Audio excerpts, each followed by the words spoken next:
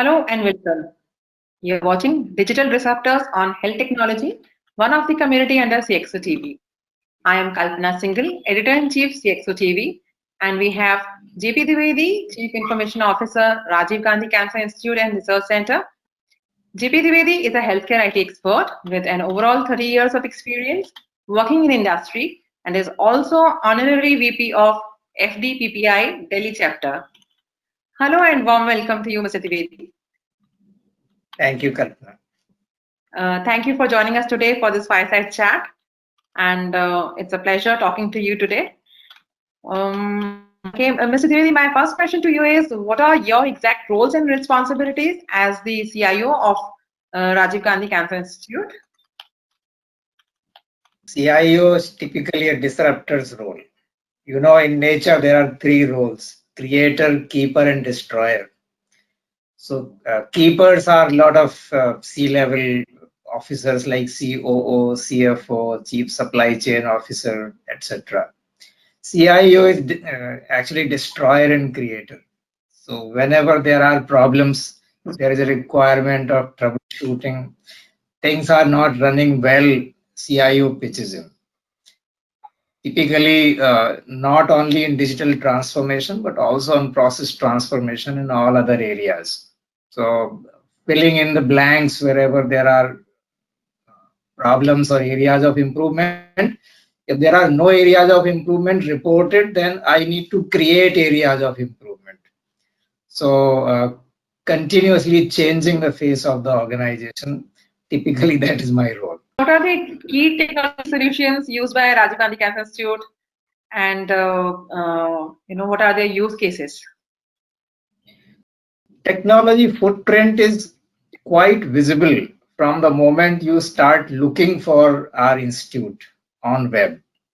So we use CRM, IP telephony, hospital information system, ERP. We use technologies in both areas, biomedical technologies and information technologies. These days, in healthcare, both these streams are quite intermingling and merging together. We use plethora of technologies, and I'm proud to say that name a technology and mostly we have it. How are these digital technologies helping Rajiv Gandhi Cancer Institute to tide over the corona crisis, the COVID crisis?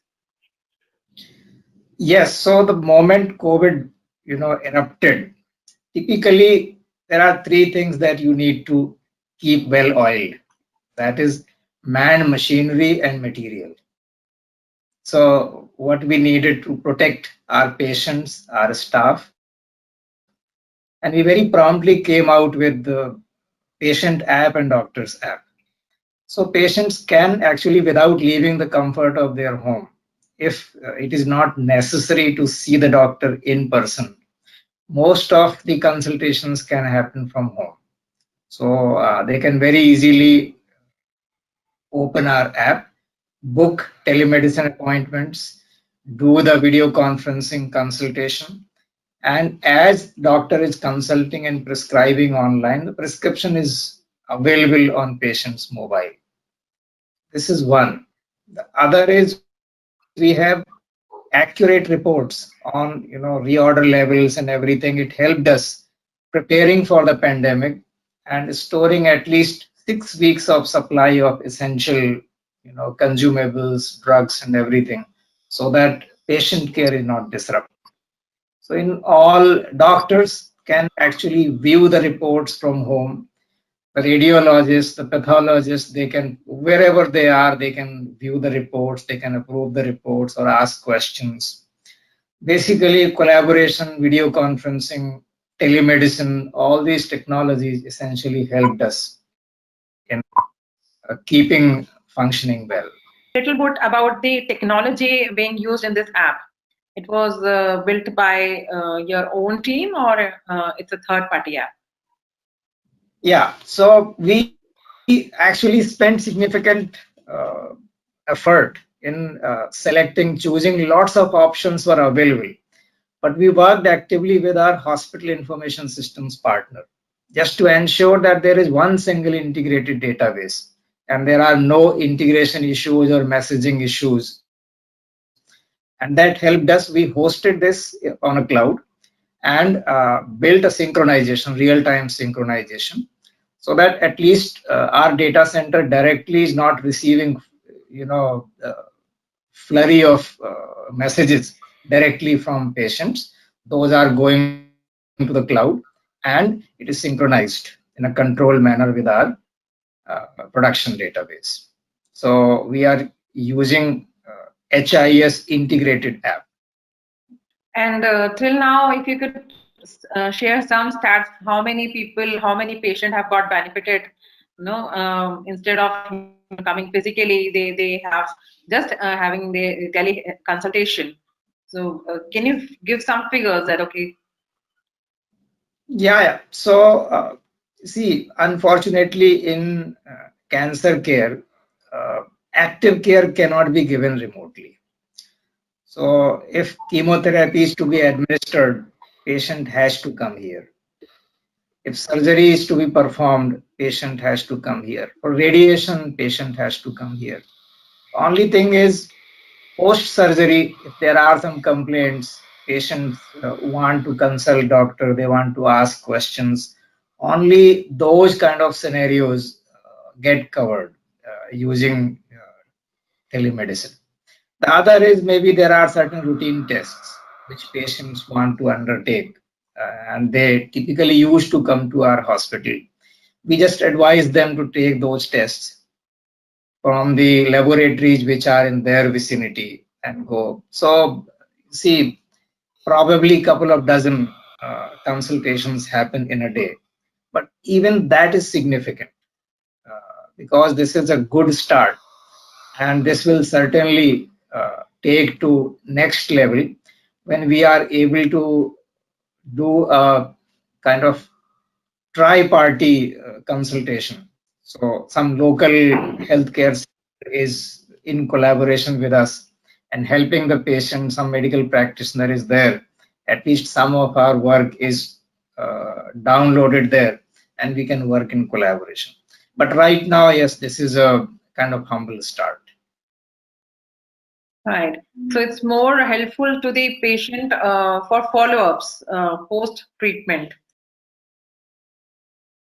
Exactly. Also, patients can, the initial curiosity is there. Somebody wants to know about us, somebody wants to register with us.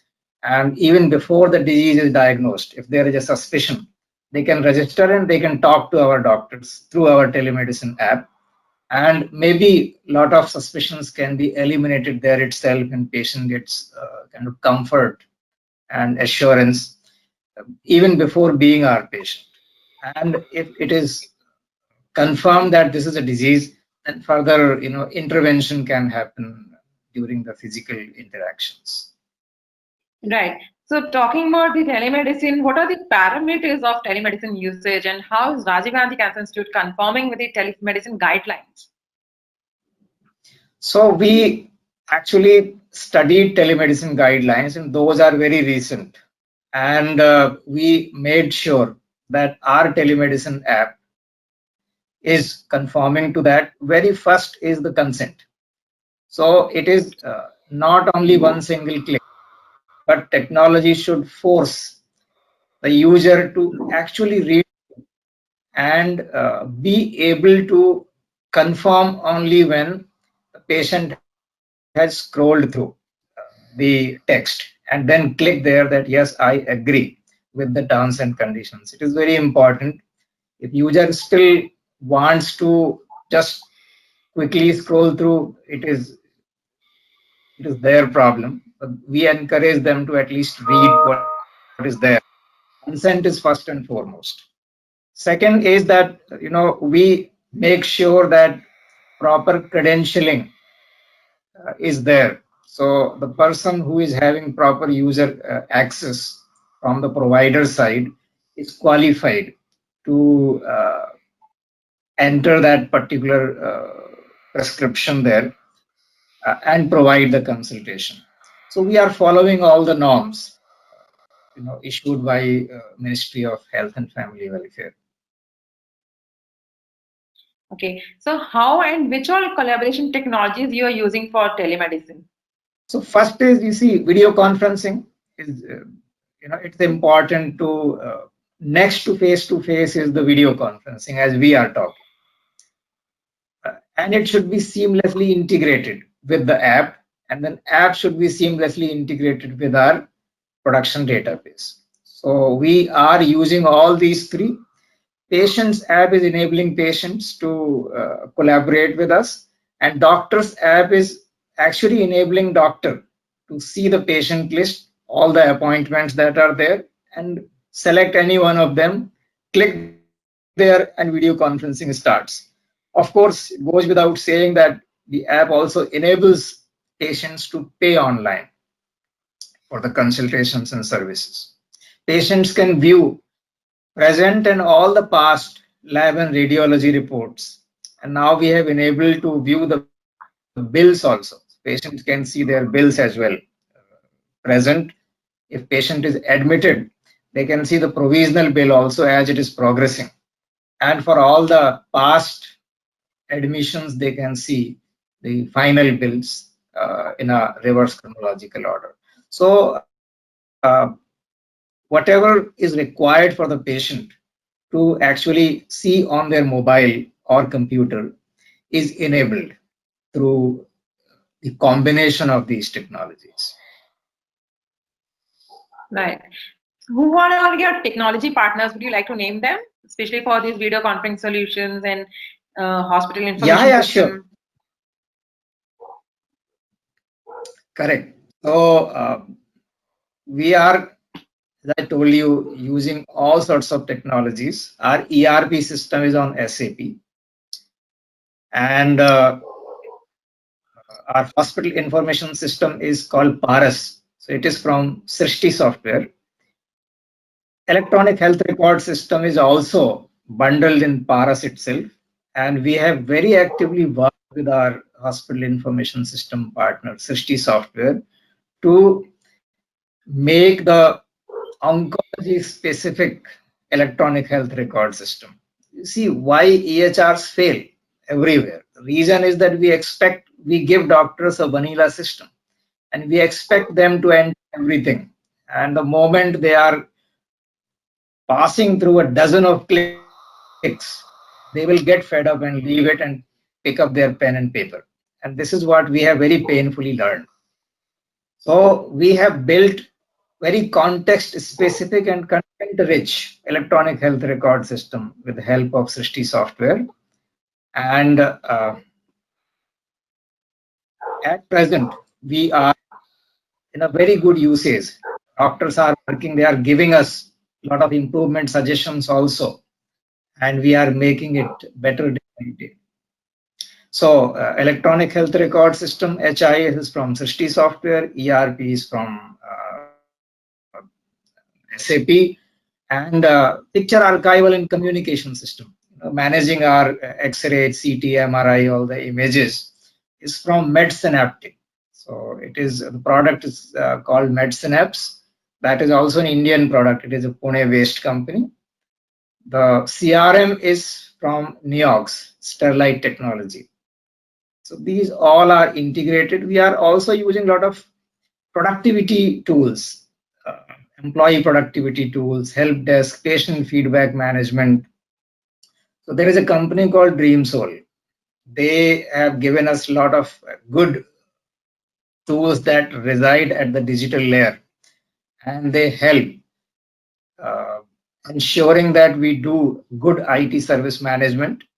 And it is not limited only to ITSM, but it is also extended now to our other service departments like maintenance department, housekeeping department. People can actually log service requests there. And this culture of ITIL is spreading throughout the organization. There are a lot of others. I mean, I have just named a few leading technologies that we are using. Yeah, that's interesting. Getting connected with the, all the different functions of hospital, whether it is the housekeeping or the operations or with the other Correct. information systems. Yeah. So How does Rajiv Gandhi Cancer Institute use data-enabled evidence-based solutions? Um, Chemotherapy protocols, there is evidence-based record there, and there are very clear formulae to arrive at the doses of chemotherapy, and those all are fed to the system. So clinical decision support system actually helps our doctors prescribing the right dose. And if whatever they are prescribing by any chance, if it is more than 5% plus minus tolerance range, system will generate an alert. Say that, doctor, by the way, it is too much for this patient seeing the body surface area. Are you sure you want to prescribe that much? And if yes, then please state why. Similarly, maybe it is too less for the patient. I'm just giving you an example. So CDSS is clearly helping our doctors making more precise decisions. There are many other areas there where technology is helping, particularly in biomedical area also, in radiology, even in operation theater. Lot of technologies are there working side by side our doctors. Patient is on operation table, and by the time doctor is performing surgery, there is a product called Innovian. This actually captures real-time chart of the patient's vitals, and keeping all the records. Every 5 seconds snapshots are taken. Otherwise, anesthesiologists used to take pen and pencil, and a lot of their attention was there on writing rather than paying attention to the patient. Technology has taken all these pains away from them. Something similar to this, like Rajiv Gandhi Cancer Institute, as the name itself says, there's a specialization for cancer treatment. What are your thoughts about product solutions like IBM Watson, which actually helps in planning the cancer treatment, especially? It is a great tool. It was particularly Watson for oncology. That was made in US, Sloan Kettering University, and with initial few thousand patients, particularly of the Caucasian race. Data was collected. Now it is extended to India also, and there are few organizations experimenting with us. We have seriously not tried this so far. Maybe in future someday we might look at it.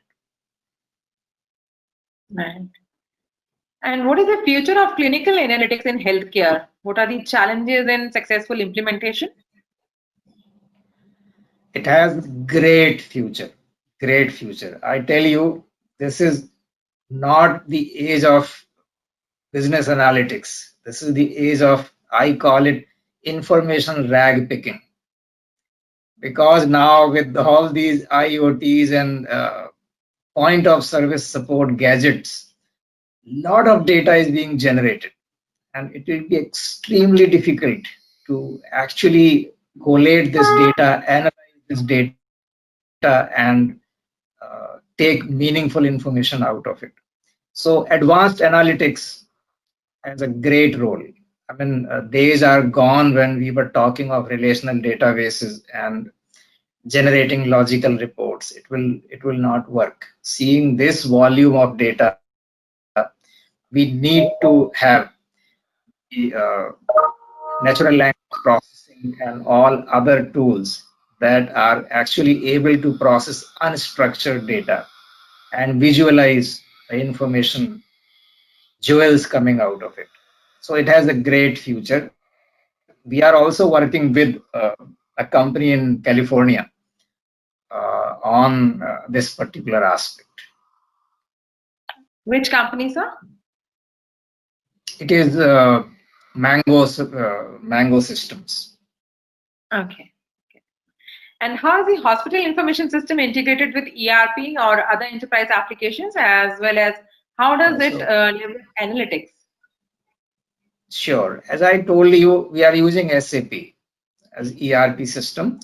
And SAP has an integration engine called PIPO, Process Integration Process Orchestration Engine.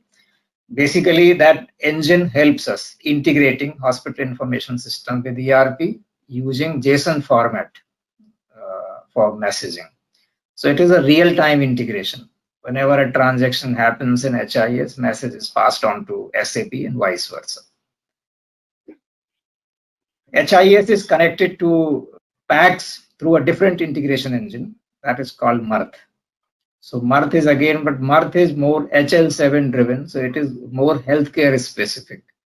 At one point of time, we thought of moving everything to PIPO. Maybe someday we might be able to do that, but PIPO is a very generic integration tool, catering to all sorts of industries, and Mirth is hospital specific, healthcare specific, to be precise. So we still somehow are favoring keeping Mirth for all non-SAP related integrations. What are the key vulnerabilities and how to build and maintain strong security posture in healthcare information? Wonderful. So now with COVID coming, everything is digital, everything is virtual, everything is online.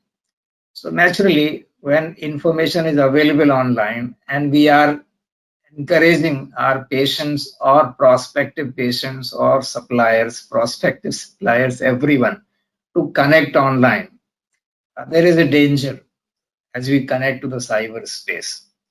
So normal, antivirus firewall will not work for the hospitals. That is for sure. There are, requirements of. We have deployed advanced security tools. I will not specify them for obvious reasons, but we are using. So you might have heard about 7 layers of the OSI model. People used to protect only up to 3rd layer. But now this is the time that we need to move on to 4th and 5th and 6th layer of protection. We need to use the network traffic analysis, surveillance tools, lots of predictive models. Before the attack has come, the attack is in the cooking form. It is actually building, and then you destroy at the budding stage. It is important. So there are challenges, and we need to be careful at various levels. Sometimes, very mundane things like printer can actually open a vulnerability.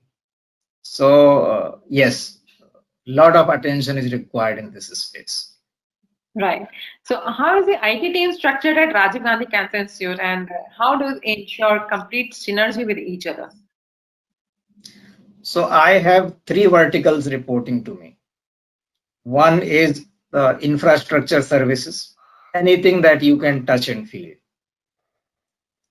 The second is the applications space. That is all the running applications other than ERP. And the third stream is ERP and digital technologies. So, as Maslow's hierarchy of needs model, infrastructure layer, second is ERP layer, third is HIS layer, fourth is electronic health record layer, and fifth is digital technologies layer. I have divided my team according to these layers. So the first layer goes to the infrastructure team. Second and fifth layer go to the ERP and digital technologies team. And third and fourth layer go to the applications team. These teams are interacting continuously. Number one, division of work is very clear. There is no ambiguity in that. We have weekly meetings. We discuss with each other. There are tools where we log in whatever requirements are from each other. And those reports are constantly coming to me on a weekly basis. We review and we see how we can better collaborate together as a team. So how did you drive the quality process confirmations at the Rajiv Gandhi Cancer Institute? We are NABH and NABL certified hospital, and there is a dedicated quality team reporting to medical superintendent. They work very closely with us.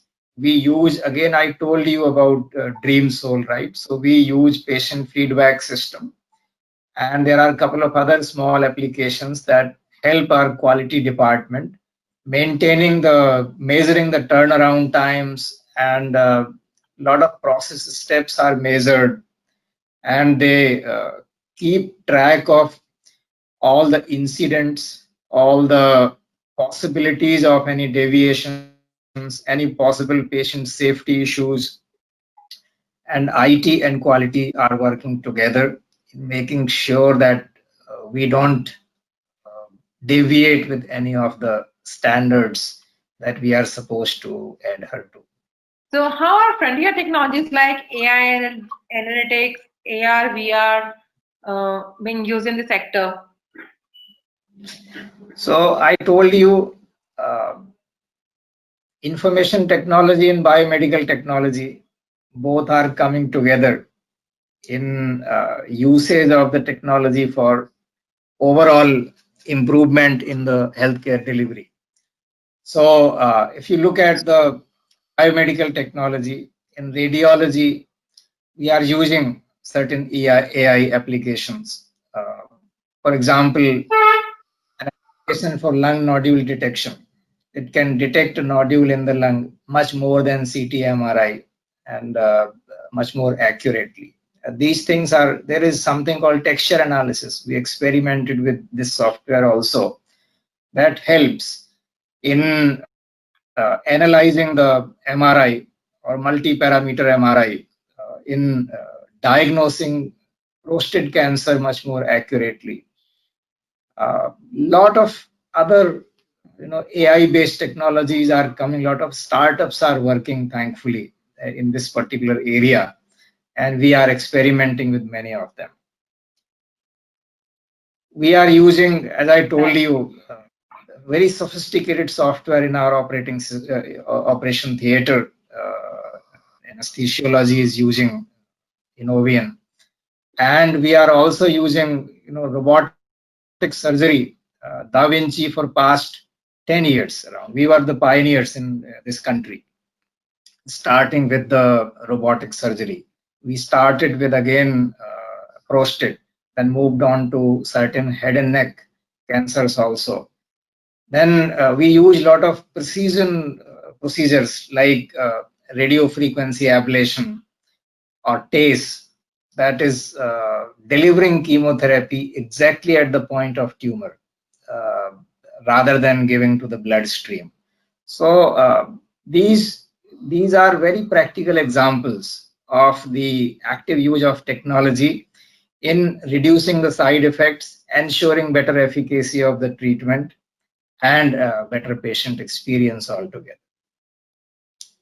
Obviously, you talk about AI, you talk about analytics. So I just mentioned we are working with Mango Science to actually work on the advanced analytics of the electronic health record that can tell our doctors exactly how many adenocarcinoma of lung, at what stage, at what age group, what treatment has been given to them, what has been the efficacy. So it helps our research also and our practitioners also.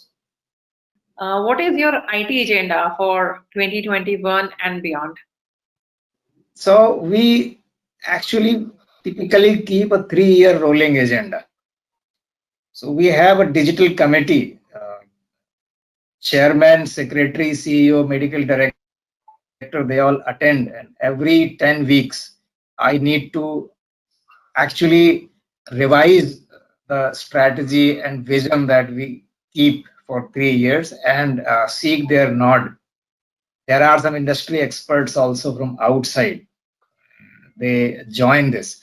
So fortunately, our organization actually pays a lot of attention to the digital technologies and shaping up our vision and strategy for the digital transformation. Now, coming to your specific question, we will focus more on simplifying our application landscape. So still there are number of technologies coexisting, integrated, connected. This has been questioned, all along, whether we keep single monolithic application or we keep specialized solutions for specialized areas, but that basically makes it very heterogeneous. So we will work in streamlining and simplifying our technology landscape. And we will work more aggressively on analytics, and we will work on cloud implementation also. Right now, mostly it is hosted in our in-house data center. At least the commoditized services could be outsourced and could be availed from the experts who are providing services to majority of the small and medium organizations. So keeping our focus mainly on the applications, and that too on the core clinical applications, we will actually look at outsourcing whatever has been very clearly defined and could be measured in terms of performance and efficacy, and work towards more on the evidence-based medicine, clinical decision support system, maybe something like IBM Watson, and as I told you, cloud adoption. Thank you so much, Mr. Dwivedi. It was a complete pleasure interacting with you, and we really appreciate your time. Thank you, Kalpana. Thank you, everyone. Please follow hashtag Digital Disruptors. And for more updates, stay tuned to our social media channels. Stay safe and take care.